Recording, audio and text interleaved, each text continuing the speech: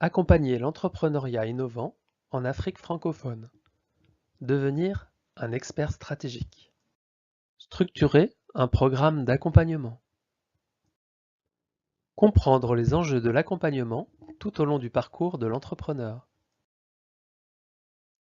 Je m'appelle Thomas Guyon et j'accompagne des entreprises depuis plus de 15 ans et j'ai le plaisir de vous faire cette formation. Alors qu'est-ce qu'on va voir ensemble? On va voir comment mettre en place un programme qui va répondre aux attentes des entrepreneurs et aussi on va apprendre à mieux les comprendre afin de pouvoir mieux les soutenir et on verra comment adapter l'accompagnement à la fois au projet, à la fois aux entrepreneurs, mais surtout à l'évolution des entrepreneurs et des projets dans le temps. Alors de quoi nous allons parler? Nous verrons les différentes phases de l'évolution de l'entreprise. Nous verrons les phases d'accompagnement qui s'y collent, depuis la sélection, l'incubation, le développement. Et on verra aussi pas mal de petites choses qui vont indiquer le rythme de développement des entreprises. On verra des petits outils pour classer les projets et les entrepreneurs. Donc on verra une matrice projet entrepreneur, on parlera du IMIT, on verra les seuils de gestion et de ressources humaines, on abordera le défi possible ou impossible et la traversée du gouffre. Plein de petits concepts qui vont vous aider à voir où en sont les entreprises et à comprendre les moments de souffrance qui vont être traversés et de voir s'ils sont normaux et qu'est-ce qu'il faut mettre en place, ou voir s'ils sont anormaux, et là encore de regarder comment on peut réagir.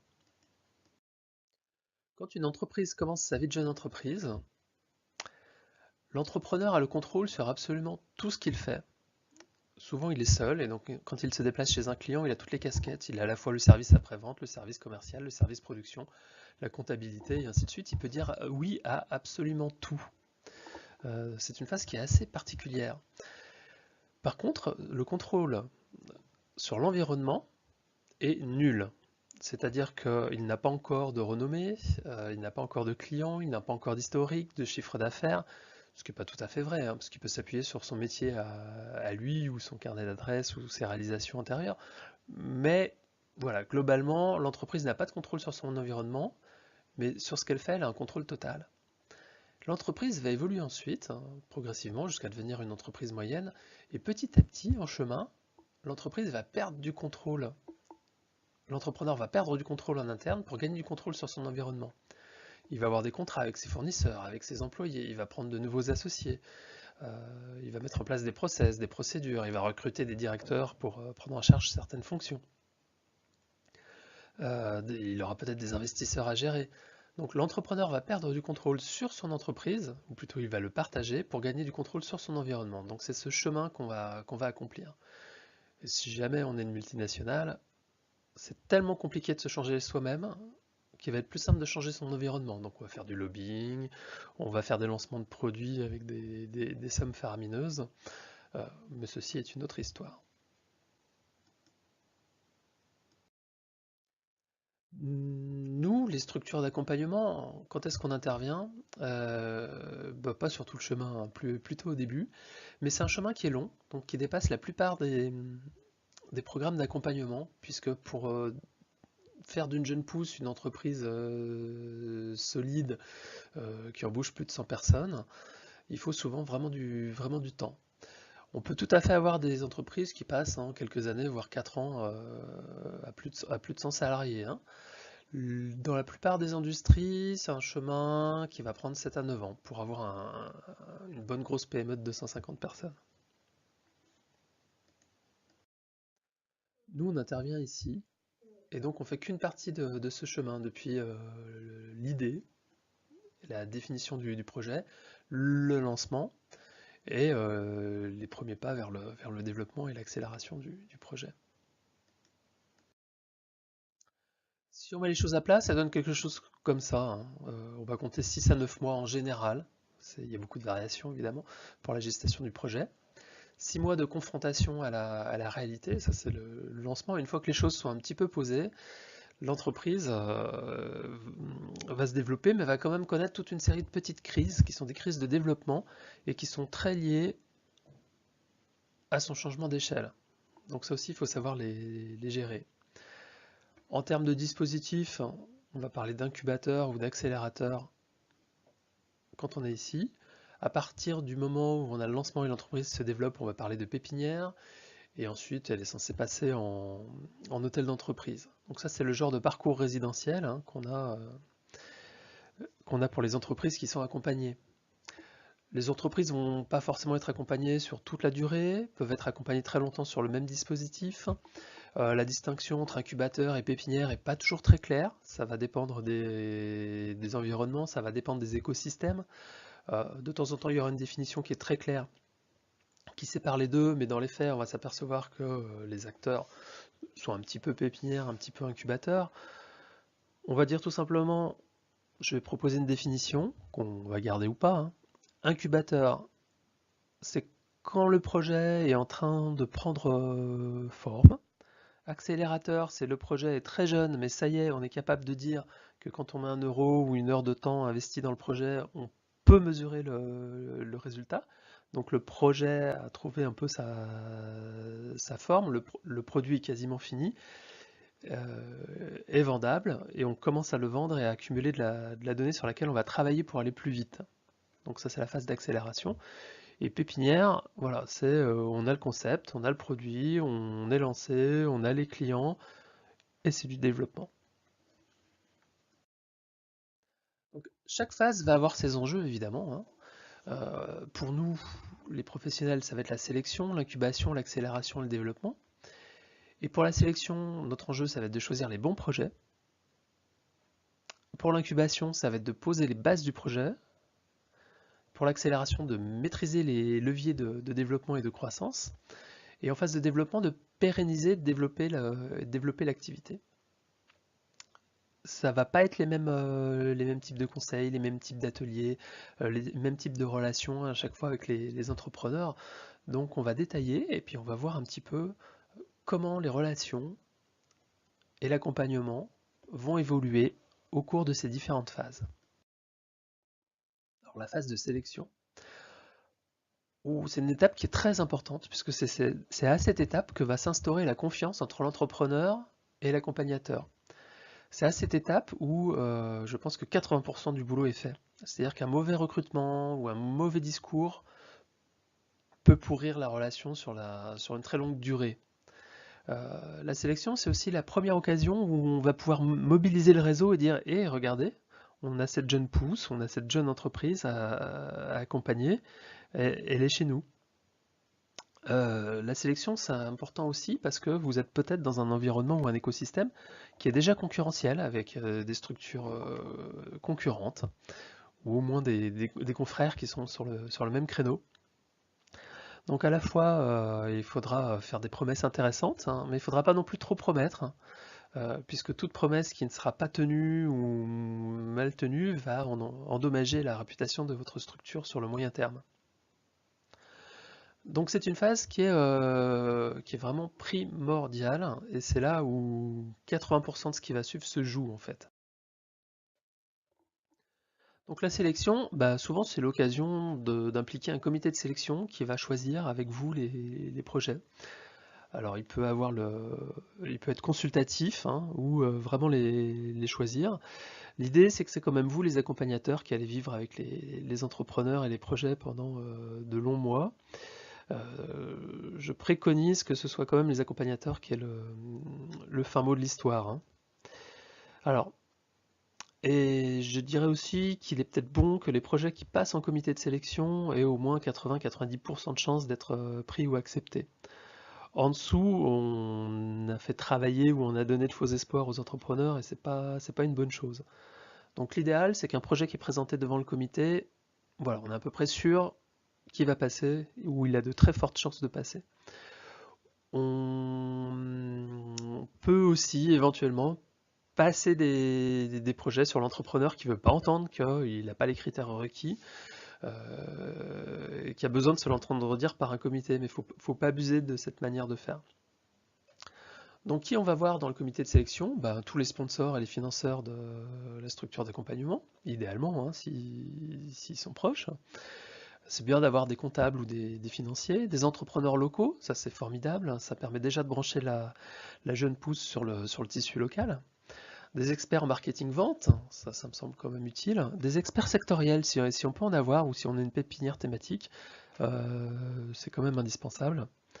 Des partenaires bancaires ou de structures de financement classiques, des experts juridiques, et éventuellement, ça c'est quand même pas mal, si on peut avoir les représentants d'un grand groupe local ou international, ça pose quand même le prestige du comité de sélection.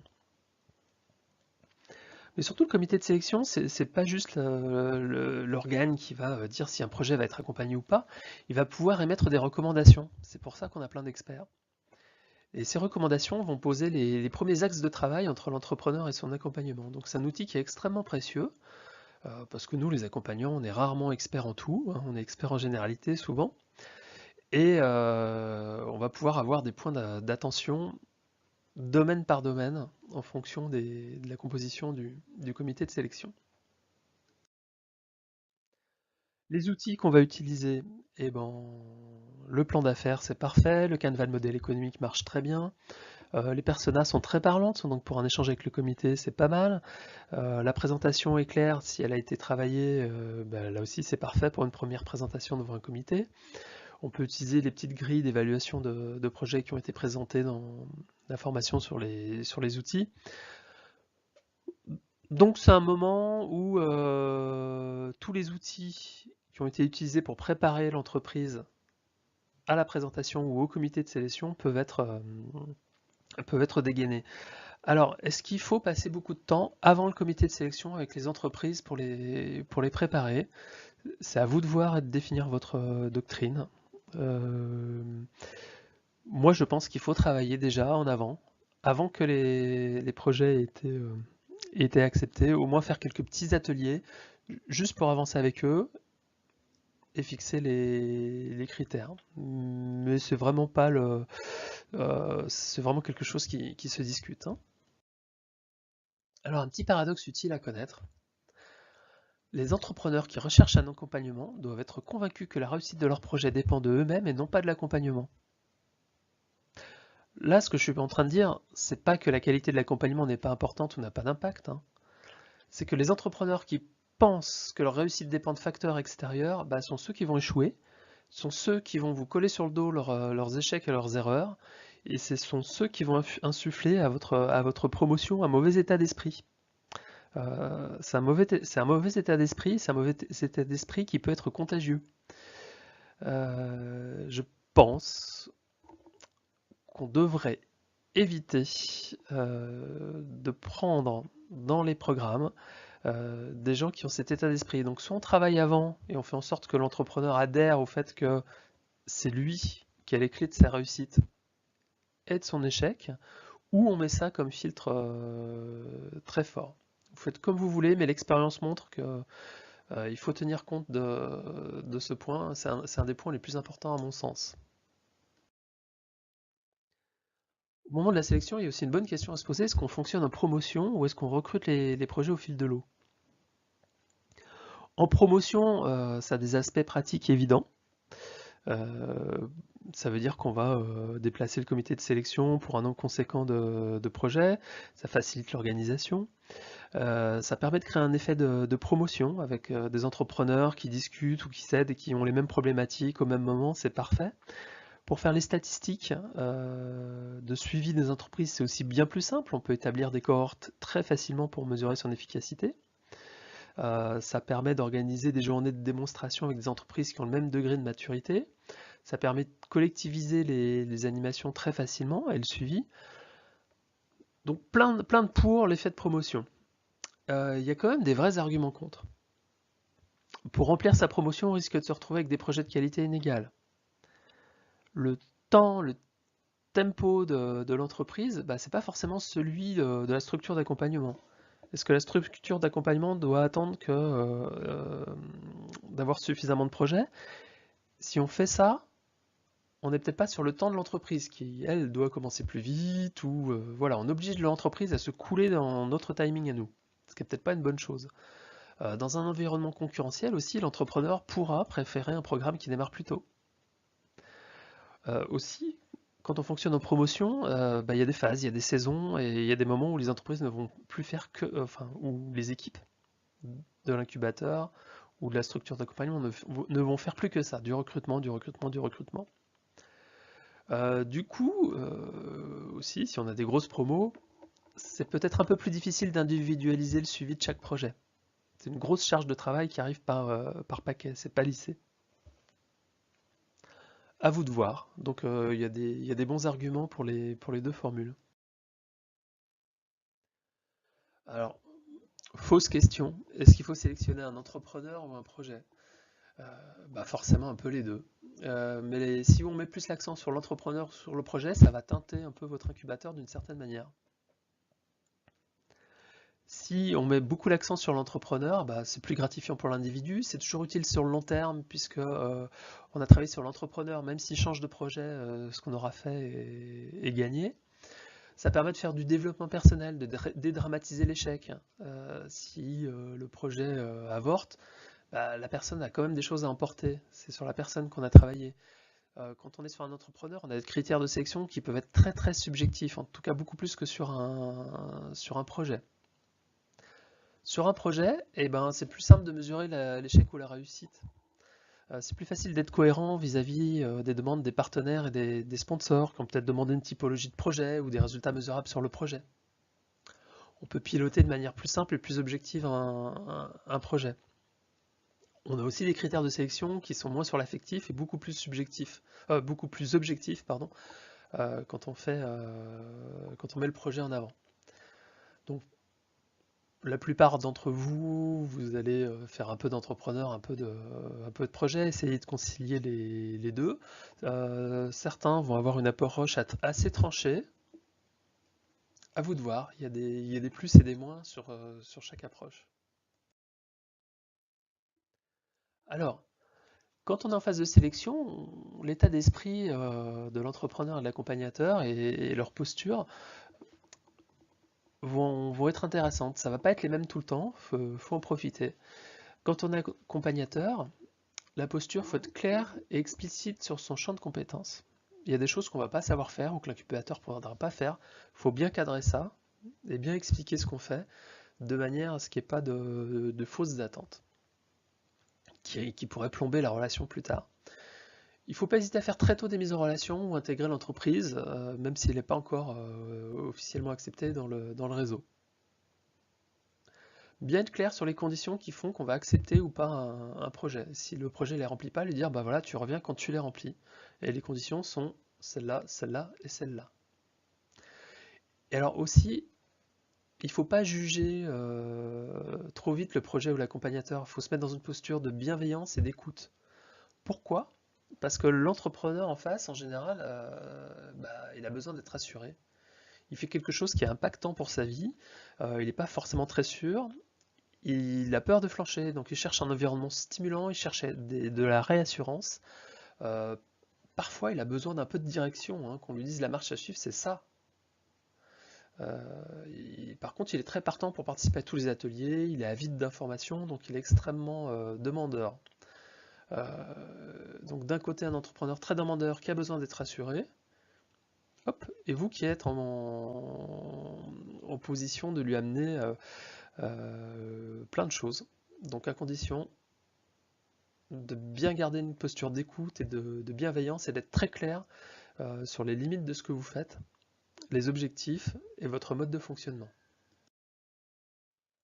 Donc sur la sélection, s'il fallait retenir 3 points, bah, c'est l'occasion d'impliquer les partenaires, c'est l'occasion de poser les premiers axes de travail via le comité de sélection, et puis retenez qu'il faut respecter fermement vos critères d'acceptation dans le programme, les critères que vous avez établis. À chaque fois que vous ne respecterez pas vos critères, en général ça ne rate pas, vous allez vous en mordre les doigts. Chaque fois que vous allez prendre des petites libertés avec les critères que vous avez établis, en général vous le payez. L'incubation, ça y est, on a notre projet, il va falloir l'accompagner. C'est quoi la phase d'incubation? Bah, c'est la phase où les hypothèses de l'entrepreneur vont être confrontées à la réalité. À la fin de l'incubation, le projet doit avoir développé une solution qui fonctionne et avoir ses premiers clients. Quand il a son premier client, qui n'est pas sur des modalités de test, on peut considérer que voilà, on est vers la fin de la phase d'incubation. Il y a beaucoup de MOOC, de blogs, de littérature, il y a énormément de ressources qui traitent cette phase d'incubation. Et souvent, l'incubé a déjà essayé d'acquérir par lui-même une culture sur la manière de faire. À la fin de la phase d'incubation, en général, bah, on fait une célébration, on fait une présentation des entreprises aux partenaires, on fait une journée de démonstration. C'est quelque chose qui est célébré, c'est la phase la plus intensive de l'accompagnement. Et du coup, on va pouvoir déployer plein de méthodes et plein d'outils, de Lean Startup, de l'effectuation, de la stratégie Océan Bleu, le canevas de modèle économique, le plan d'affaires, les personas, les trames d'enquête, les méthodes d'évaluation de projet, la courbe de valeur. C'est la phase qui est la plus outillée et la plus intensive. À vous de voir si vous faites du sur-mesure ou si vous avez des outils à dérouler systématiquement. Je suis personnellement pour le sur-mesure et pour ne pas utiliser toute la batterie d'outils pour tous les projets. L'état d'esprit des uns et des autres alors. L'accompagnateur, lui, sa petite difficulté, il doit éviter de faire du t-shirt taille unique, c'est-à-dire déballer ses solutions, les mêmes solutions pour tous les projets, parce que c'est comme ça qu'on fait, c'est notre process dans l'incubateur. Je pense qu'il faut être un tout petit peu plus malin que ça et beaucoup plus adapté. L'accompagnateur, dans cette phase-là, il va fixer avec l'entrepreneur des indicateurs et déterminer des objectifs et des engagements pour l'entreprise. Et là aussi, on reste très bienveillant et on évite les postures de jugement. L'entrepreneur, lui, il est en posture d'apprentissage. En général, il est très impliqué. Souvent, et notamment au début, il va participer à toutes les animations et il va être beaucoup dans l'échange avec le groupe. C'est beaucoup d'informations, c'est beaucoup de choses à faire pour l'entrepreneur. Donc bien vérifier qu'il reste motivé, au taquet et qu'il ne se noie pas dans la masse des choses à faire. En général, on a des processus itératifs dans la plupart des méthodes utilisées qui permettent d'avancer par petits pas et de pas intimider l'entrepreneur sur le résultat final. C'est aussi une phase où vous allez pouvoir être assez créatif, hein. Vous pouvez démarrer si vous êtes en promo, par 2 jours ou une semaine intensive sur des formats de hackathon ou de startup week-end, ou pas. Mais ça permet de créer donner une grosse dynamique de lancement et de permettre à tout le monde, à toute la promotion d'être lancé à fond, quoi. Attention quand même sur ces formules très intensives, il peut y avoir une petite retombée ou un petit coup de mou après.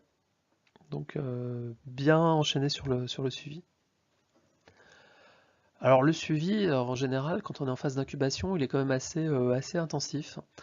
Ça peut être par semaine ou une fois toutes les 2 semaines. C'est des phases où on fixe bien les buts, on détermine bien les modes opératoires, on fixe des indicateurs. Et on peut aussi ajouter ou alterner avec des ateliers thématiques collectifs. Ça peut être 1 à 2 fois par semaine ou 1 à 2 fois par mois. Là encore, ça dépend de votre stock d'experts, du type de projet que vous avez et du niveau de fatigue des entrepreneurs. Alors, qu'est-ce qu'on peut fixer comme indicateur de suivi? Alors, en phase d'incubation, il ne faut pas mettre trop d'indicateurs. Il ne faut pas des systèmes compliqués, hein.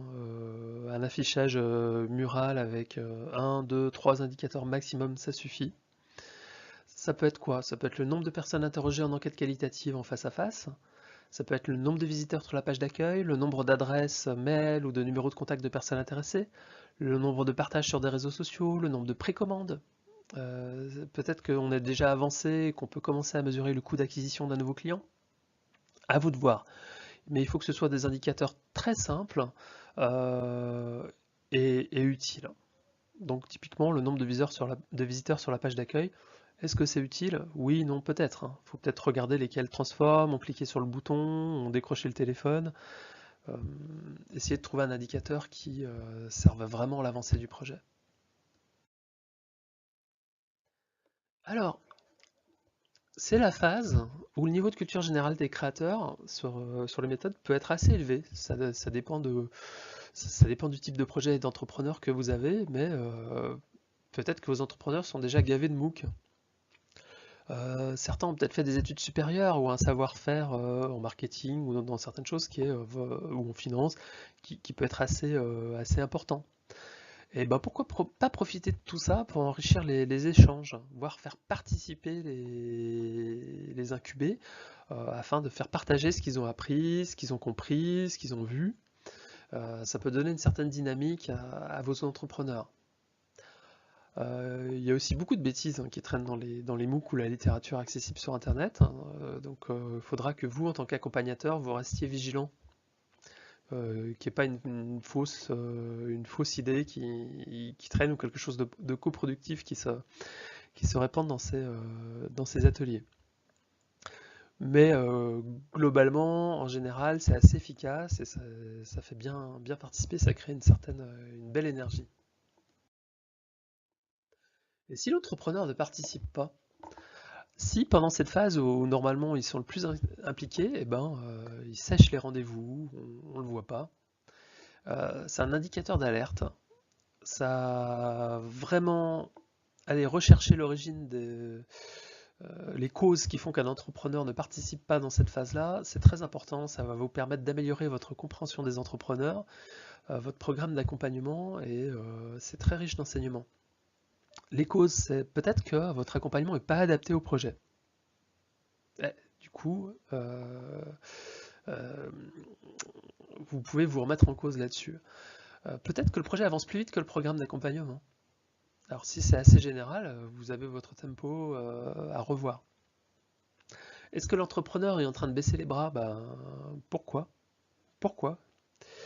Quelle est la cause? Est-ce que c'est des problèmes que lui a? Est-ce que c'est des circonstances extérieures qui le poussent à abandonner?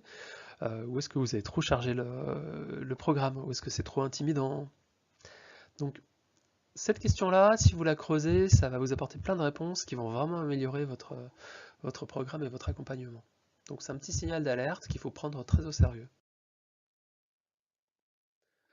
Incubation ou accélération, dans les faits, les deux phases sont souvent très mêlées et assez proches au final. En incubation, on pourrait dire que le projet recherche encore sa forme définitive et qu'en accélération, on a un produit minimum viable qui a été développé et qu'on peut mesurer l'acquisition de nouveaux clients et donc l'améliorer.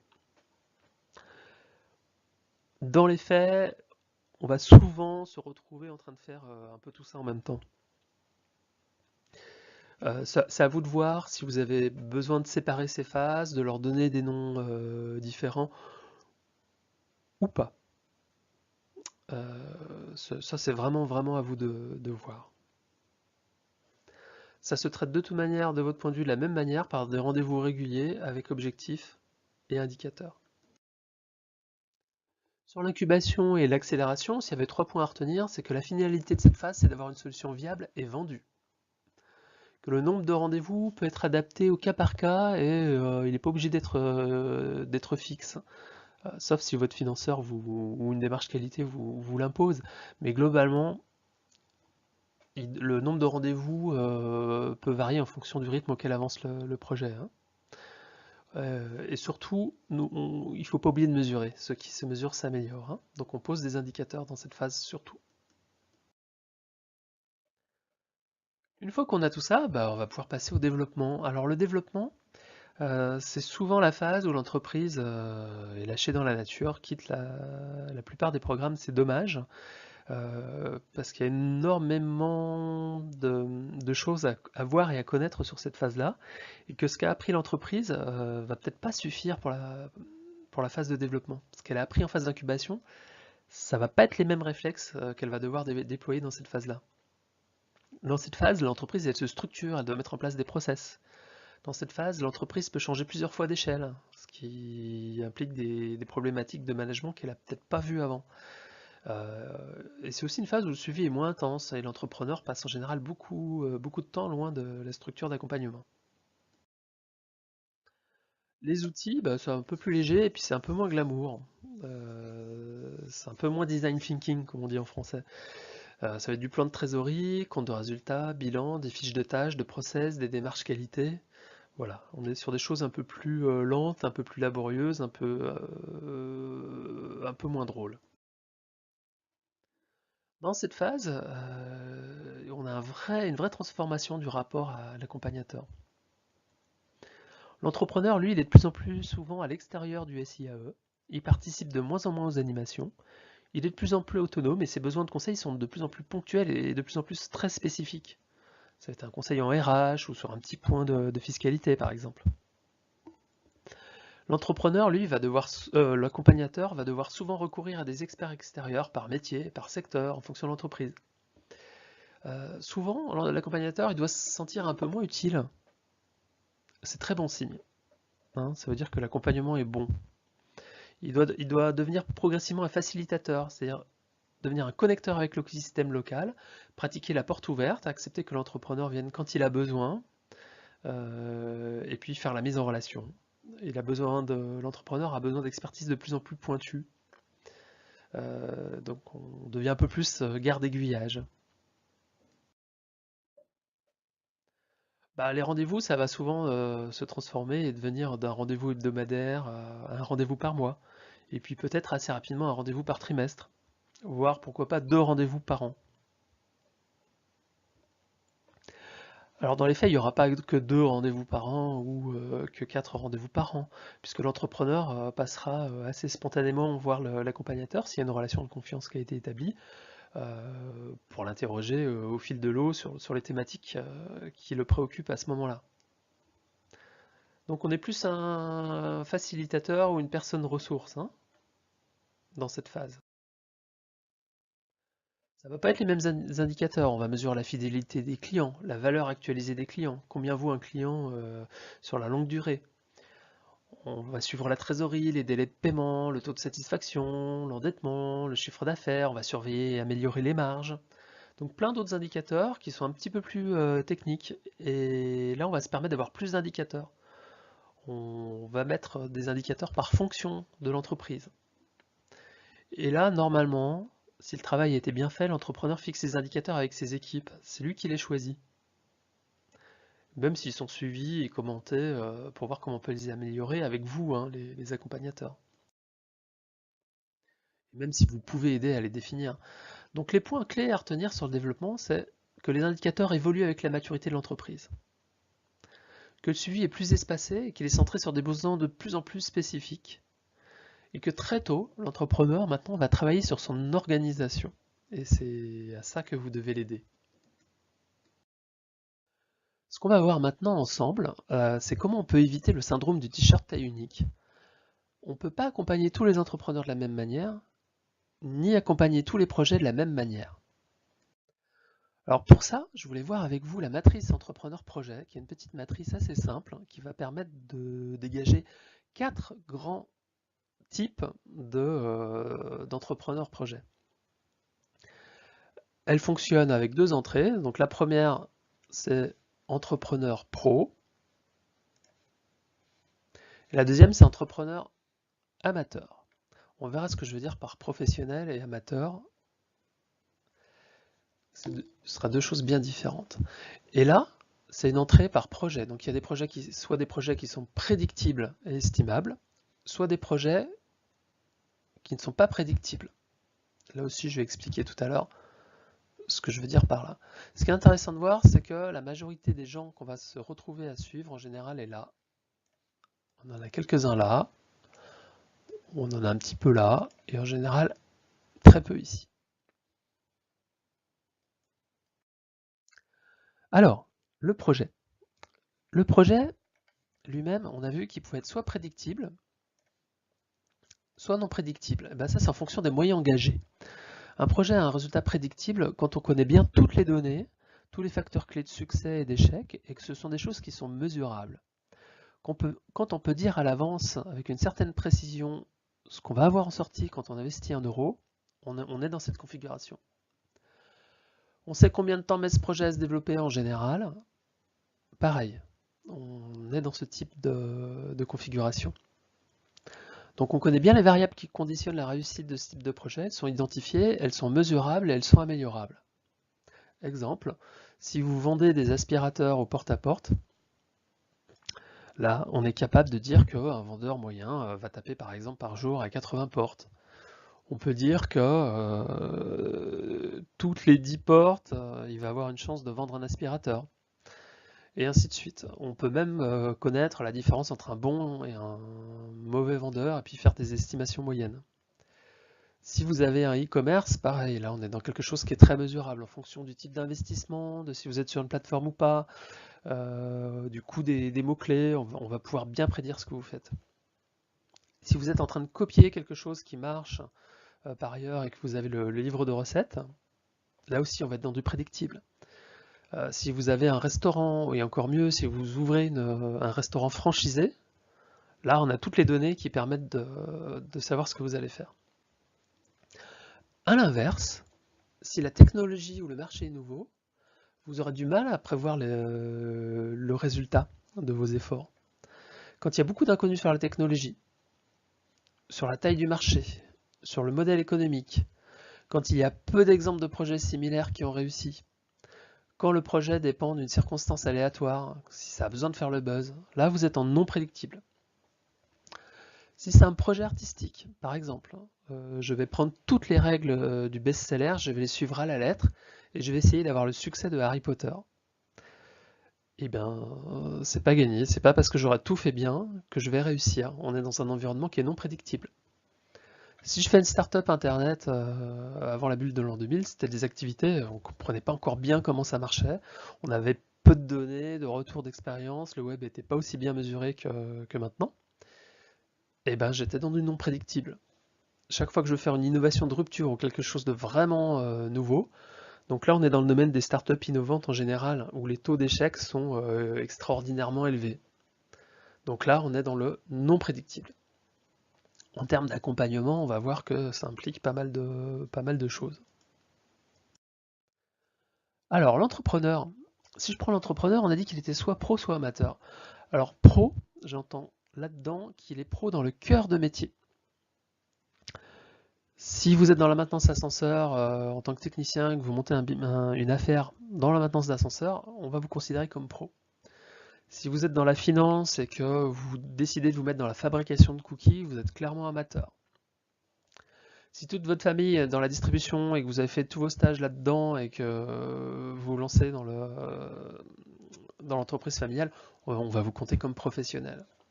Donc le professionnel, il connaît le cœur de métier. En général, il a travaillé dedans. Il commence souvent avec une équipe compétente. Comme il connaît des gens dans le métier, il a pu en débaucher soit dans son ancienne entreprise, soit chez des confrères. Enfin, c'est des gens qu'il connaît, soit ils sortent de la même école que lui. Il commence avec une bonne équipe. Dedans, on va retrouver un apprenti plombier qui se met à son compte, un restaurateur qui développe une franchise.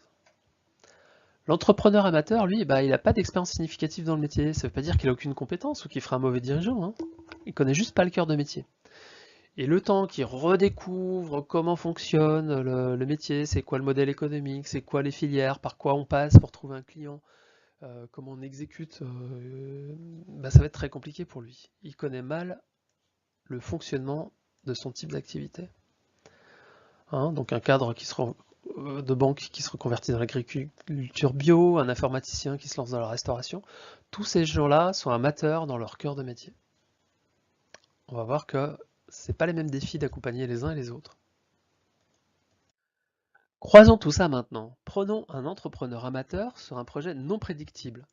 Donc là, on est dans une situation qui est extrêmement difficile, tel cet Indien qui a inventé le frigo sans électricité. Il était potier à l'origine, donc il n'est pas du tout dans la réfrigération. Il a l'idée d'un frigo en argile qui fonctionne sans électricité. Donc par contre, il comprend l'argile, hein, mais il a quand même dû développer un prototype, faire de nombreux essais. Effectivement, il ne connaît pas grand-chose au marché de la vente de frigos puisqu'il vend des pots. C'est pas si éloigné que ça, mais quand même. Et donc cet entrepreneur a eu énormément de difficultés. Il a abouti uniquement parce qu'il n'a jamais lâché, quelles que soient les difficultés, en étant au bord plusieurs fois de la faillite personnelle, conduit par sa vision. Je connais peu de gens qui auraient accepté de passer par de telles difficultés et de mettre aussi longtemps à concrétiser un projet. C'était extrêmement hasardeux. Quand on accompagne ces projets, qu'est-ce que ça peut donner pour nous en tant qu'accompagnement? C'est très compliqué, parce que comme le succès va devoir beaucoup à la chance, Le succès doit beaucoup à la capacité d'endurance de l'entrepreneur, que la probabilité d'échec est très grande, que c'est des succès souvent qui sont non reproductibles. On a peu de prises. On a quand même quelques angles sur lesquels on peut prendre. Le premier, c'est quand on a cette configuration, souvent l'entrepreneur ne va pas avoir la passion nécessaire, ni les moyens. Donc on peut déjà s'assurer que l'entrepreneur ait le mode de vie ou les ressources qui vont lui permettre de tenir. On peut s'assurer qu'il a la passion qui vont lui permettre de tenir, et surtout l'informer qu'il est dans ce type de configuration, et qu'il a bien compris toutes les conséquences. Un accompagnateur normal, quand il a ce type de projet, il va plutôt bien mettre l'entrepreneur en face de ses responsabilités, et quand il est dans les difficultés, en général, on va plutôt conseiller d'arrêter. L'entrepreneur font ce qu'il veut, hein, c'est leur vie, c'est leur projet, mais on est dans une configuration qui a beaucoup plus de chances d'échec. Il faut au moins qu'on ait passé ce message à l'entrepreneur. À l'inverse, l'accompagnateur peut avoir l'air très tarte, puisque de tels projets peuvent tout à fait connaître un développement extrêmement rapide, bien que pas prédictible. En tout cas, que ce soit trop rapide ou trop lent, c'est rarement adapté à la temporalité d'un dispositif d'accompagnement, ce qui est une difficulté supplémentaire.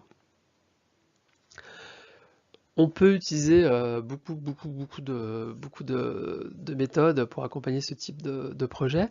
Il faut savoir qu'il y a beaucoup, par exemple dans l'univers des startups, vous allez avoir beaucoup d'amateurs qui se lancent sur des projets non prédictibles.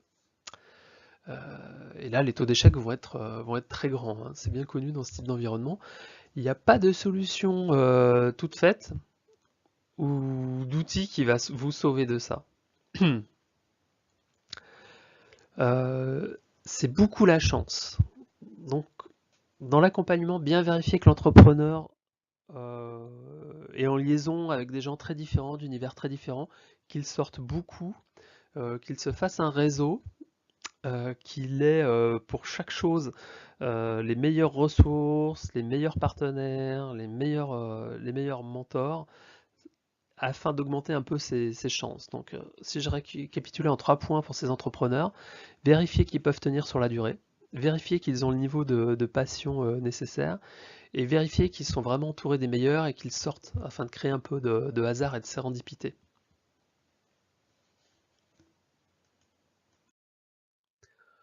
Ensuite, imaginons qu'on ait un entrepreneur qui soit pro sur un projet prédictible. En général, ça ressemble à ça. L'entrepreneur a travaillé pendant quelques années sur un projet similaire, en général, idéalement pour un acteur connu et reconnu. Il a déjà donc l'expérience, il va se lancer avec des gens qu'il connaît déjà, sur un modèle qui est bien connu.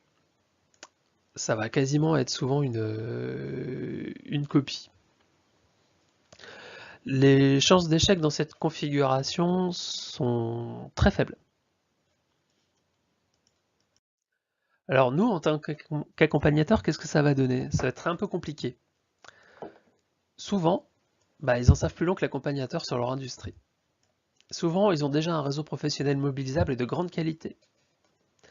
Alors nous, on va pouvoir travailler quand même sur la personne, bien vérifier qu'elle passe d'un rôle de technicien à un rôle de manager et d'entrepreneur.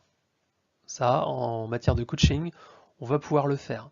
Souvent aussi, c'est des gens qui vont évoluer sur un marché qui est très concurrentiel. Et souvent aussi, ils sont tellement formatés par leur industrie que si leur industrie a tendance à faire quelque chose de travers ou de manière pas optimisée, ils ont de fortes chances de reproduire les erreurs les plus courantes dans leur industrie. Alors, nous, en tant qu'accompagnateurs, nos difficultés, on risque d'avoir un petit syndrome de l'imposteur face à quelqu'un qui connaît très bien son industrie. On a quand même des choses à apporter. N'oublions pas qu'on a un rôle de facilitateur et d'orientation vers les dispositifs d'aide, vers les financeurs, vers des groupements professionnels, vers le tissu économique local. On peut accompagner l'entrepreneur sur des rôles de management ou les autres rôles qui sont nécessaires à un chef d'entreprise qu'il n'a peut-être pas, puisque lui, il a le cœur de métier. On peut, s'il est sur un environnement très concurrentiel, l'aider à innover ou à inventer des solutions qui vont le sortir un peu de la concurrence ou développer quelque chose d'un tout petit peu original. Donc on peut apporter ce point de vue extérieur. Il y a quand même des choses à faire avec ce type d'entrepreneur. Par contre, le fait qu'il soit pro, voilà, nous oblige nous aussi on a un devoir d'être bon avec ce type de cible. Avec les autres aussi, hein, bien sûr. Qu'est-ce que ça donnerait d'accompagner un entrepreneur pro sur un projet non prédictible? Bon, la bonne nouvelle, on l'a vu tout à l'heure, c'est qu'on n'a pratiquement jamais ce genre d'entrepreneur. Prenons Christophe Colomb, un navigateur de métier, marin. Donc ce garçon a le métier de base, mais ce qu'il essaye de faire, c'est de découvrir une route maritime nouvelle. Nous, ce qu'on sait maintenant, c'est que ses calculs étaient erronés, que son équipage a failli se mutiner, voulu rebrousser chemin, qui, quelque part, il a réussi uniquement parce qu'il y avait un continent qui aurait pu ne pas être là, hein, au milieu du chemin. Accompagner ce genre d'entrepreneurs, c'est extrêmement compliqué. En général, ils sont déjà accompagnés par un groupe ou un réseau très solide. Souvent, leurs références aussi sont extrêmement solides. C'est souvent des projets très ambitieux, mais souvent, voilà, ils ne sont pas suivis dans notre cadre, ils sont dans les labos secrets des grandes entreprises. Euh, la littérature pour accompagner ce type de projet ou les types d'outils, c'est tous ceux qui sont utilisés pour faire du management de projet assez pointu. Et c'est les méthodes qui sont utilisées aussi pour accompagner les projets innovants. Donc l'avantage, c'est qu'il y a énormément de littérature, énormément de sources et de ressources pour accompagner ce type de projet. En général, on ne les a pas, donc je vais passer assez rapidement dessus. Si on prend un entrepreneur amateur sur un projet prédictible, ça on va en avoir beaucoup. Souvent, c'est un entrepreneur qui s'est lancé sans expérience préalable et sans moyens. Le type d'entrepreneur qui se lance là-dessus va parfois, quand il se lance jeune, essayer plusieurs types de projets avant d'y arriver. Le type d'expérience qu'acquiert ce genre d'entrepreneur au fil des projets, c'est des expériences de comment lancer un projet vite quand on n'y connaît rien. Il y a des schémas de réussite, il y a des attitudes qui permettent de réussir plus. On va les voir ensemble. Donc accompagner ce genre de projet, l'avantage, c'est que le cœur de métier est connu des experts du métier. Donc nous, ce qu'on doit faire, c'est leur faire gagner du temps sur la connaissance et la compréhension des process relatifs à leur cœur de métier, et aussi pour mieux comprendre, être plus rapidement branchés sur leur écosystème. Ce genre d'entrepreneur, quand il n'est pas guidé, peut souvent perdre facilement 2 ans par rapport à un entrepreneur pro. C'est les 2 ans d'apprentissage dans la douleur de leur marché, de leur métier. C'est vraiment pas une fatalité, on peut facilement gagner beaucoup de temps là-dessus. Même s'il y a quand même un temps d'apprentissage incompressible. C'est aussi une opportunité, parce que c'est des gens qui peuvent apporter un regard neuf sur leur cœur de métier, donc il y a quand même des possibilités d'innovation. Ce qu'on doit faire, nous, très attention, c'est de bien vérifier qu'ils sont branchés, qu'ils s'insèrent dans les réseaux professionnels le plus tôt possible, qu'on ne perde pas de temps là-dessus. Et bien les aider dans la compréhension des modèles économiques de leur industrie. Très important qu'ils aient le mentor qui peut leur ouvrir les portes et leur donner les clés, et puis mettre un programme d'apprentissage du cœur de métier, de rattrapage à marche forcée. On peut dégainer stratégie Océan Bleu pour bien vérifier que l'entrepreneur innove et fait pas exactement la même chose, puisque son point fort, c'est son regard neuf.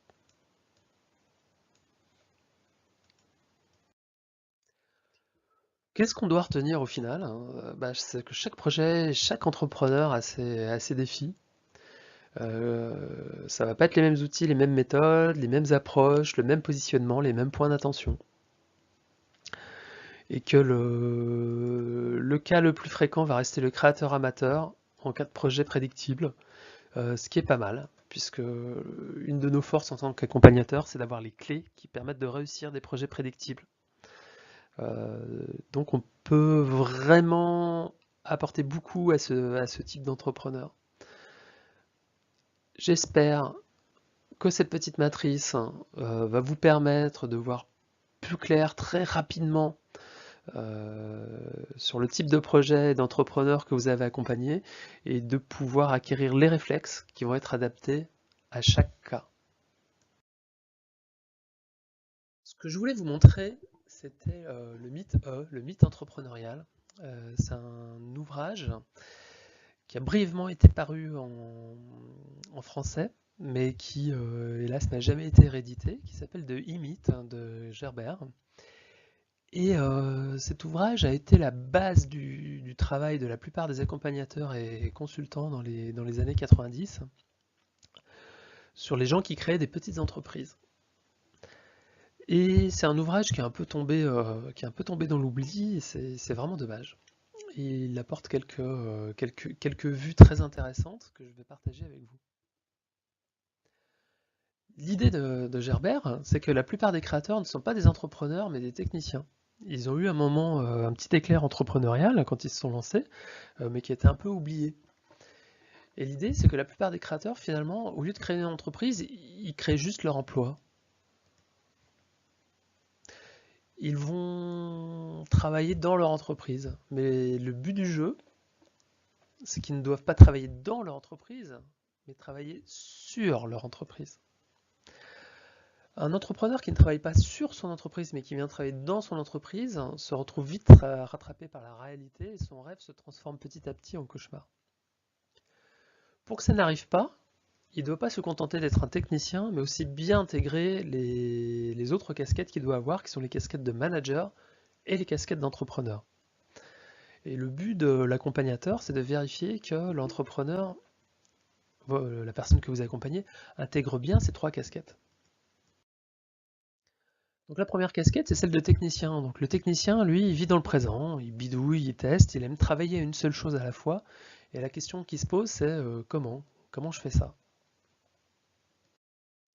Le manager, c'est la deuxième casquette, lui, il est pragmatique, il vit dans le passé, il planifie, il organise, il préfère le statu quo, il va rechercher l'ordre. C'est celui qui met de l'ordre dans l'affaire. Mais comme il est tourné vers le passé, ce que j'ai appris du passé m'a permis d'organiser comme ça mon entreprise, il n'est pas dans la vision.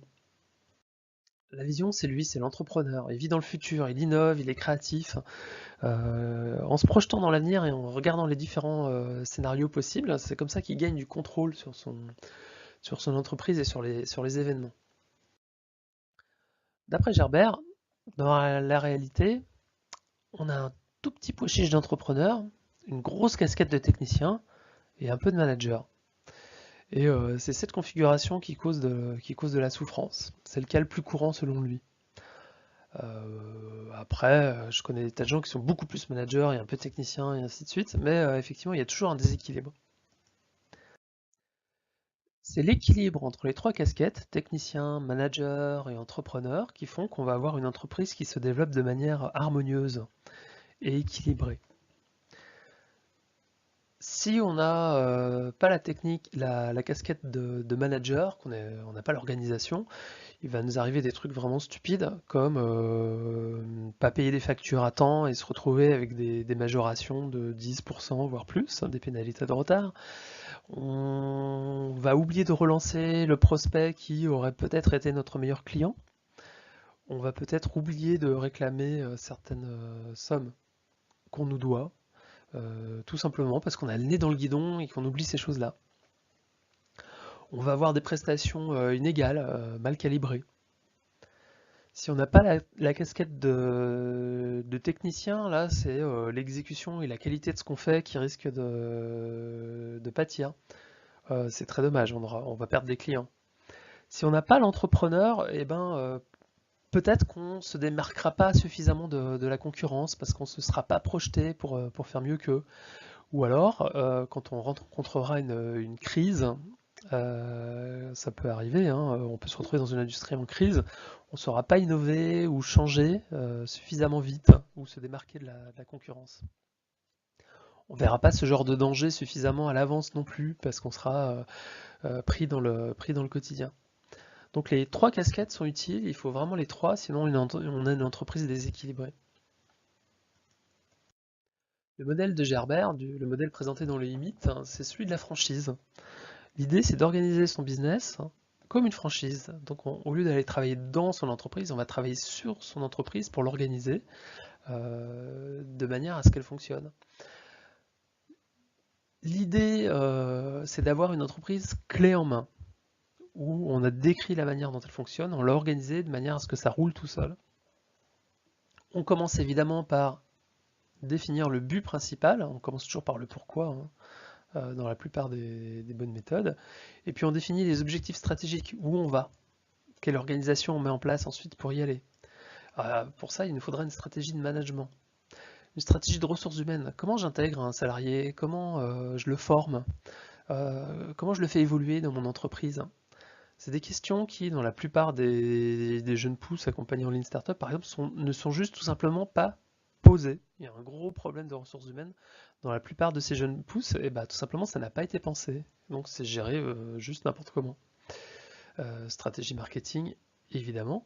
Et on va mettre tout ça en système, on va produire un livre de recettes qui va expliquer comment ça fonctionne, cette entreprise. Donc très inspiré du modèle de la franchise. Est-ce que c'est applicable à tous les types de business? Oui. Très honnêtement, oui. La différence entre les entreprises qui ne s'organisent pas et les autres, c'est juste le jour et la nuit.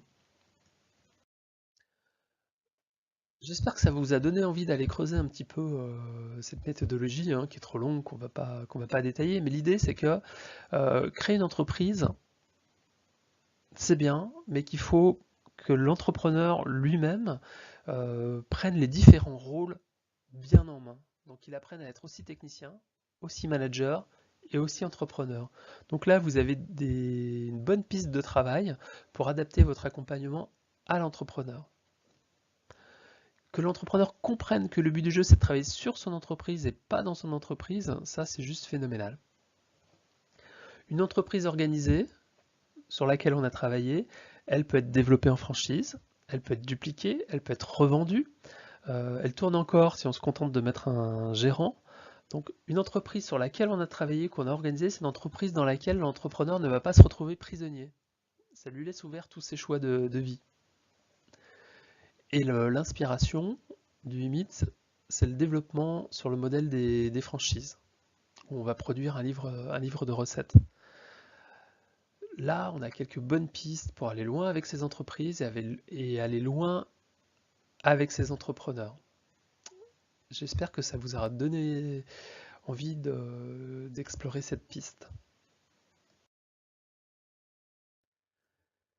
L'idée, c'est qu'en incubation, les projets évoluent vite et vont traverser une série de crises qu'il va falloir anticiper. Et ensuite, dans les phases de développement, ça continue. Il y a d'autres crises et l'important, c'est de les connaître et de savoir quand est-ce qu'elles vont arriver. Une première série de crises est liée à des seuils de management que l'entreprise, quand elle va croître, va franchir. L'idée, c'est que tous les multiples de 3 et tous les puissances de 10, c'est le bazar. Tous les multiples de 3 personnes et tous les multiples de 10, là où encore, c'est l'effectif. Ça veut dire que quand on est à 3 personnes, il faudra repenser toute l'organisation de l'entreprise. À 10, c'est pareil. Ensuite à 30, à 100, à 300, à 1000, et ainsi de suite. L'expérience montre que ça, c'est très vrai. On peut, suivant les cas, trouver des petites variations autour de ces chiffres, mais globalement, on va tomber là-dessus. Hiroshi Mikitani, donc c'est le PDG de Rakuten, il a connu l'entreprise à ses démarrages et l'accompagné, puis il a bien pu constater ce phénomène. Donc les multiples de 3 et les puissances de 10, c'est sa vision à lui du phénomène. Vous pouvez discuter avec beaucoup d'entrepreneurs, vous allez tomber sur ce genre de règles qui sont empiriques. On va trouver quand même sur certains seuils des bases un petit peu théoriques qui vont pouvoir les conforter. En théorie de la communication, par exemple, on va trouver des recherches qui indiquent qu'entre 5 et 8 personnes, le temps qui est mobilisé par le manager juste pour coordonner l'équipe, bien communiquer, redire ce qu'on va faire, peut être jusqu'à 80% du temps utile. Donc le secret, c'est à chacun de ces seuils de pouvoir les anticiper et refaire une organisation qui va permettre d'aller plus loin. Et c'est tellement important que certaines entreprises n'iront jamais plus loin parce qu'elles n'ont jamais su qu'elles avaient un seuil à franchir. Par exemple, vous avez des entreprises qui essayent plusieurs fois de monter jusqu'à 12 personnes et finalement redescendent et se stabilisent à 8-9. Ce qui s'est passé, c'est que l'entrepreneur s'est retrouvé à de nouveau éteindre le genre d'incendie et de régler le genre de problème qu'il pensait avoir réglé une fois pour toutes. Et en fait, non. Pourquoi? C'est juste son organisation qui a changé et qui doit changer parce que on n'est plus à la même échelle. Quand on est dedans, on peut pas imaginer ce problème très facilement, puisque ça fonctionnait jusque-là. Pourquoi d'un coup ça ne fonctionne plus? Et c'est excessivement décourageant. Donc maintenant vous savez qu'il y a ces seuils, et vous savez que régulièrement il faudra remettre à plat toute l'organisation de l'entreprise. Juste passer ce message, c'est déjà quelque chose qui va vous permettre d'accompagner beaucoup plus finement vos entreprises en croissance. Alors qu'est-ce que ça nous donne ces seuils de management? Quand on est tout seul, ça va, il faut quand même que l'entrepreneur apprenne à travailler sans chef, sur son entreprise et non pas juste dans son entreprise. Et dès qu'on est trois, là, ça devient vraiment crucial. 3, ça peut faire des méchantes combinaisons, hein. 2 contre 1, 1 plus 1 plus 1. Déjà à 3, l'entreprise doit imaginer la manière dont elle va recruter, accueillir, intégrer, former ses premiers salariés, et aussi la manière dont se prennent les décisions. À 3, il faut redéfinir le qui est responsable de quoi auprès de qui. À 10, il faut vraiment que les tâches soient bien délimitées et les responsabilités. Il faut des responsables ou des chefs d'équipe et que les tâches soient bien processées de manière à ce qu'il n'y ait pas besoin de réexpliquer comment on fait à chaque fois et qu'on n'ait pas les fameux 80% de temps immobilisé juste à réexpliquer. Il faut savoir qu'à 10, il y a une chose qui va être très compliquée aussi pour l'entreprise.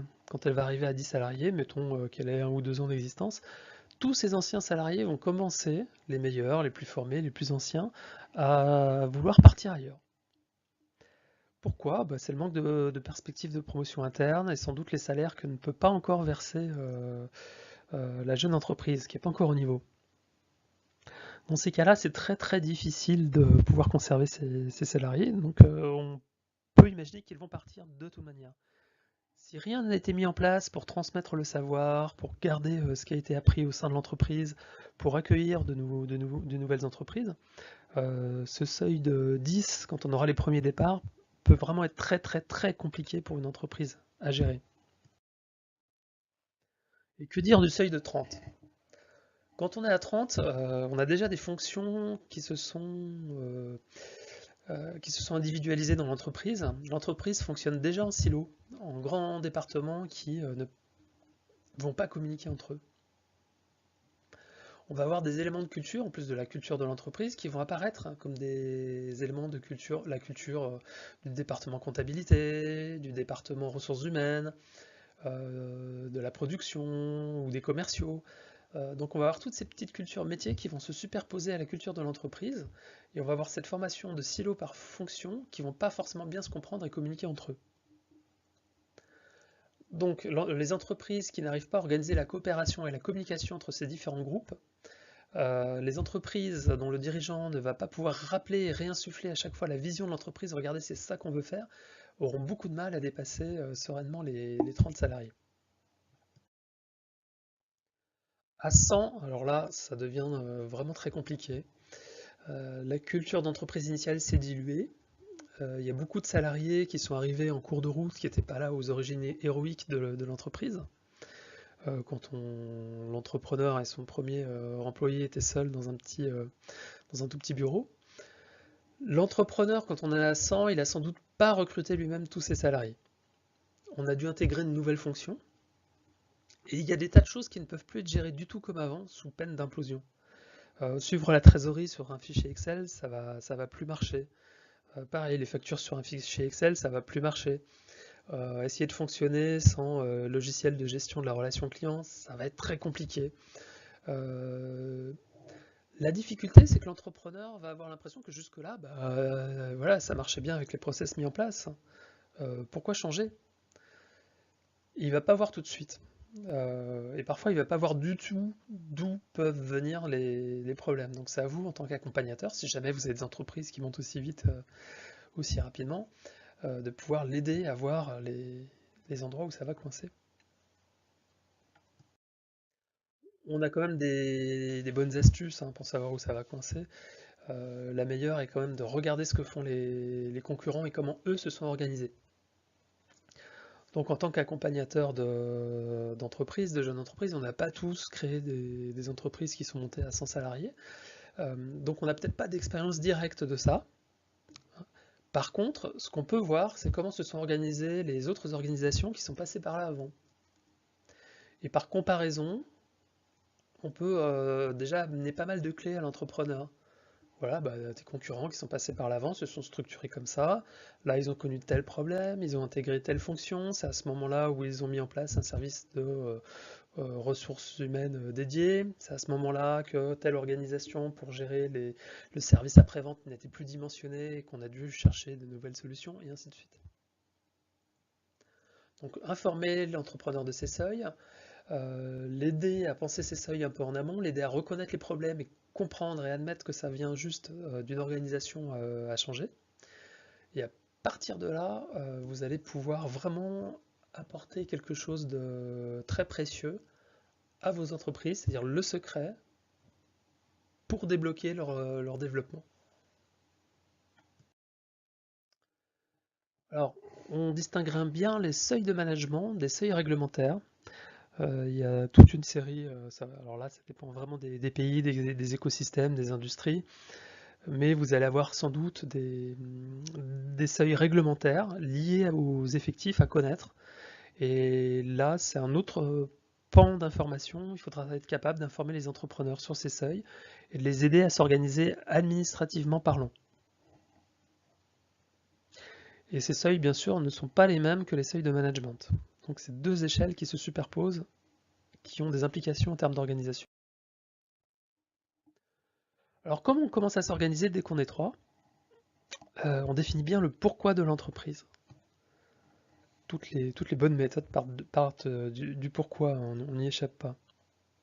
Ensuite, une fois qu'on a fait le pourquoi, c'est qui est responsable de quoi auprès de qui. Ensuite, on définit comment on va faire, on met en place le processus. Donc la prospection commerciale, chez nous, ça se passe comme ça. Ça revient à faire des checklists, hein, des listes de vérification pour chaque tâche qui indique le processus. Cette manière de réaliser des livres de recettes, de tâches, ça va faire que l'expérience ne va pas être perdue. Ça va faire que vous allez pouvoir remplacer vos salariés qui partent assez facilement. Ça fait que vous allez pouvoir intégrer de nouveaux salariés très facilement. Ça fait que vous allez pouvoir réfléchir sur des bases à peu près solides sur comment améliorer vos processus là où ça pose problème. Mais surtout, avoir posé les choses comme ça permet d'identifier les problèmes qui viennent de votre manière de faire avant de commencer à attaquer personnellement les gens dans l'organisation. Puisque quand on en est là, les choses ont tendance à se bloquer. Donc on regarde si les résultats sont atteints. Et enfin, ce qu'on définit, c'est comment on va discuter pour faire évoluer ces règles, pour piloter l'organisation, pour faire circuler l'information. C'est comment on discute, comment on prend nos décisions. Donc ça aussi, ça doit être posé à plat, écrit, mis en fiche et respecté. Et ensuite, régulièrement, on regarde. Et quand il y a des problèmes et que ça coince, on va changer la recette en partant dans l'ordre inverse. On fera d'abord une réflexion sur comment on s'organise pour passer l'information, est-ce que c'est là que ça bloque? Comment on s'organise pour prendre nos décisions, est-ce que c'est là que ça bloque? Si c'est pas là, est-ce que c'est la manière, les process qu'on a mis en place qui sont limités ou qui ne fonctionnent pas plus? Qu'est-ce qui se passe? Est-ce qu'il faut les revoir? Et si c'est encore pas ça, si après avoir revu et amélioré les systèmes, on peut se rendre compte que c'est peut-être les personnes qui sont pas à la bonne place. Donc on décide ces règles, on les met bien en place dans cet ordre-là, et on remonte dans l'ordre inverse. À partir du moment où ces choses-là ont été posées, on a quand même une bonne base pour avoir une entreprise qui fonctionne. C'est un livre de recettes qu'il faudra faire évoluer tout le temps. Et il n'est jamais trop tôt pour commencer. Dès 3 personnes, même dès 2 personnes, vous devez avoir défini comment vous prenez vos décisions. Une bonne question quand on accompagne un entrepreneur, c'est de savoir que les choses au démarrage peuvent être plus simples parce qu'on a des petites victoires rapides, on apprend vite, on a ses premiers clients qui étaient les clients faciles à avoir ou les clients qui étaient déjà mûrs dans notre entourage et adressés par les gens qu'on connaît. Mais ensuite les choses vont se gâter. Et il y a toujours une petite phase de mou après le premier démarrage où l'entrepreneur aura l'impression de patiner, qui fait des efforts constants, mais que les résultats ne sont pas ou plus au rendez-vous. Et qu'il aura vraiment à ce moment-là la tentation d'abandonner. Une partie de notre métier, c'est de faire attention à ce que les entrepreneurs n'abandonnent pas au milieu du creux. Le bon moment pour abandonner, c'est avant. Pourquoi? Parce que c'est encore facile d'abandonner, on n'a pas mis toutes ses ressources dedans, et on peut déjà se poser la question de est-ce que j'ai la possibilité sur ce projet-là de pouvoir m'imposer comme les meilleurs? Quel temps c'est censé prendre? Est-ce que je suis prêt à engager vraiment les ressources qui vont me permettre de traverser les périodes un peu plus compliquées après? Donc, quel sens je suis vraiment motivé par le projet? Quand on abandonne dans le trou, en général, c'est pas bon. Soit parce qu'on aurait dû abandonner plus tôt, soit parce qu'on est en train de consommer énormément de ressources pour traverser ces périodes un petit peu compliquées, et c'est des ressources qui pourront difficilement être reconstituées, donc on va se retrouver en situation de perte sèche pour tout le monde, en temps, en argent, en moyens. La question à l'inconnu, c'est de déterminer, voilà, est-ce qu'on est capable de tenir jusqu'au décollage? En général, on finit toujours par avoir un décollage. La question, c'est combien de temps est capable de tenir, en mode un petit peu chameau traversé du désert, l'entrepreneur. Ce petit outil-là, il n'a rien de magique. C'est juste une manière de poser la réflexion pour discuter avec vos entrepreneurs. Voilà ce que tu es en train de faire. Est-ce que tu penses que tu as la capacité de traverser ce gouffre? Est-ce que tu y es préparé ou est-ce que tu vas lâcher l'affaire? Si tu es pas assez fort, peut-être qu'il faut se réorienter et lâcher l'affaire avant. Alors si on avait des problèmes uniquement quand il fallait changer de seuil en matière de management et de ressources humaines, ce serait déjà compliqué. Mais pire que ça, on va devoir aussi régulièrement adapter le marketing et même toute l'offre et toute la manière de vendre notre produit quand il s'agit d'un produit innovant. Ce que vous avez sous les yeux, c'est la courbe d'adoption des nouvelles technologies dans sa variante améliorée par Geoffrey Moore. Pour plus d'informations, vous pouvez lire Crossing the Chiasm. Donc c'est un ouvrage qui est en anglais, ce qui est un petit peu dommage, mais je vais vous en résumer la teneur. L'idée, c'est qu'un produit nouveau va se vendre d'abord à une frange d'utilisateurs enthousiastes de la technologie qu'on va appeler les innovateurs. Ensuite, un second segment qui serait les visionnaires. Ensuite, à des pragmatiques. Un autre segment, les conservateurs. Et enfin, les sceptiques. Alors, ils ont chacun leur particularité. Et ils ne sont pas tous attrapables avec les mêmes produits et la même offre. Donc l'innovateur est assez facile à voir, puisque lui c'est un enthousiaste de la technologie. Il ne va pas hésiter à mettre le prix, quitte à peu utiliser le gadget du moment que c'est nouveau. Sur certains produits, ça peut aussi être des gens qui sont très dans la technique et qui vont adorer échanger avec le créateur sur toutes les parties techniques de la solution. Donc ils sont très dans l'échange, très dans l'open source. Cela, c'est une frange qui ne sera pas prête à payer beaucoup par contre, mais qui pourra se faire caisse de résonance du produit. Les premiers adopteurs sont là. Les visionnaires, eux, ils sont en veille sur tout ce qui est nouveau qui pourrait leur donner un avantage. Et en général, ils s'informent auprès des innovateurs. Donc passer du visionnaire à l'innovateur, c'est pas très compliqué, ça se fait assez naturellement, c'est le visionnaire qui vient vous trouver. Le visionnaire, lui, ce qui l'intéresse, c'est ce que peut devenir le produit, mais ce qu'il n'est pas encore. Et donc le visionnaire, quelque part, c'est la personne qui va essuyer les plâtres. Vous allez développer votre technologie sur son dos avec lui comme cobaye. Et il y a de fortes chances qu'il n'aura jamais son résultat final. Le problème, c'est que tout ça, c'est des segments qui sont assez limités. Et pour toucher le gros du marché, vous avez besoin de joindre les pragmatiques. Et le pragmatique, lui, c'est quelqu'un qui a besoin d'une solution qui est éprouvée, et puis les gens qui lui ressemblent, qui sont dans le même segment que lui, doivent l'utiliser parce qu'il va échanger. Il a besoin de recommandations, il a besoin que vous soyez un standard du marché, pas que vous soyez en train d'essayer d'établir un nouveau standard. Donc, le pragmatique, il ne va pas prendre l'avis du visionnaire. Ça ne va pas marcher comme ça, puisqu'ils n'ont pas du tout les mêmes objectifs. Et donc, franchir ce gouffre, passer de là à là, c'est toute une organisation. Il faut repenser complètement le produit. Il y a un gros travail pour identifier exactement le petit segment qu'on va être capable de prendre, qui n'est pas déjà pris et occupé par la concurrence. Et ce segment doit être suffisamment grand pour servir de tête de pont et ensuite aller attaquer d'autres segments. Par exemple, si vous vous adressez aux agences de communication de votre ville, il y en a quelques-unes, donc ça c'est un petit segment, c'est une bonne taille, en ciblant bien, vous pouvez les attaquer.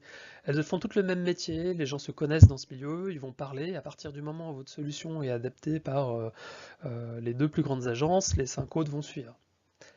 À partir du moment où vous avez ces agences-là, vous savez que vous allez pouvoir déborder sur d'autres segments qui travaillent avec les agences. Alors peut-être leurs freelance ou certains de leurs sous-traitants ou de leurs graphistes en résidence.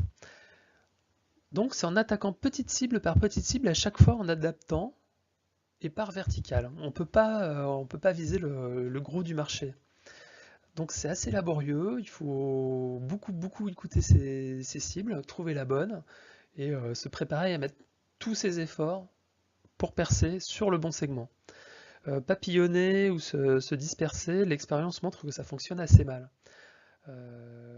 L'expérience montre aussi que les entrepreneurs ont bien du mal à se fermer certaines opportunités pour vraiment choisir le bon segment et puis pas se disperser.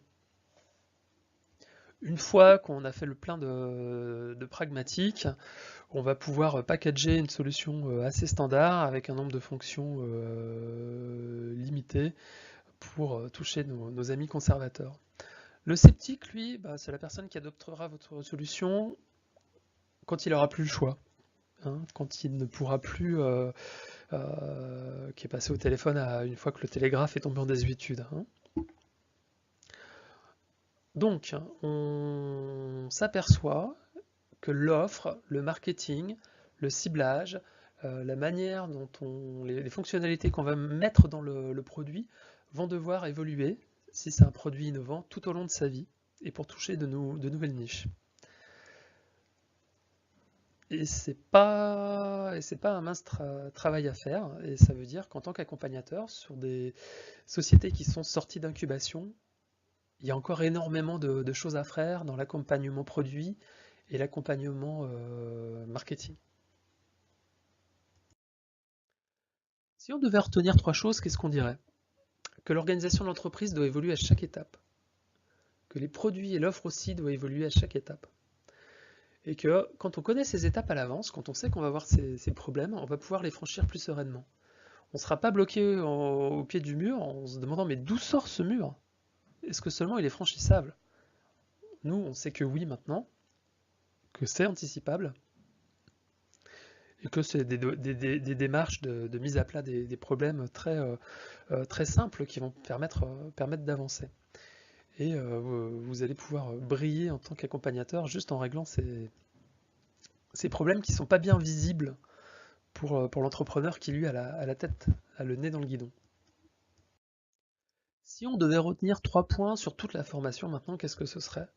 ce serait qu'en phase d'incubation, tout change tout le temps. On est sur des méthodes souvent très itératives, hein, en général de Lean Startup. Tout bouge. Mais en phase de développement, c'est pareil, tout bouge aussi. Ça veut dire quoi pour nous les accompagnateurs? Ça veut dire qu'on ne va jamais s'ennuyer.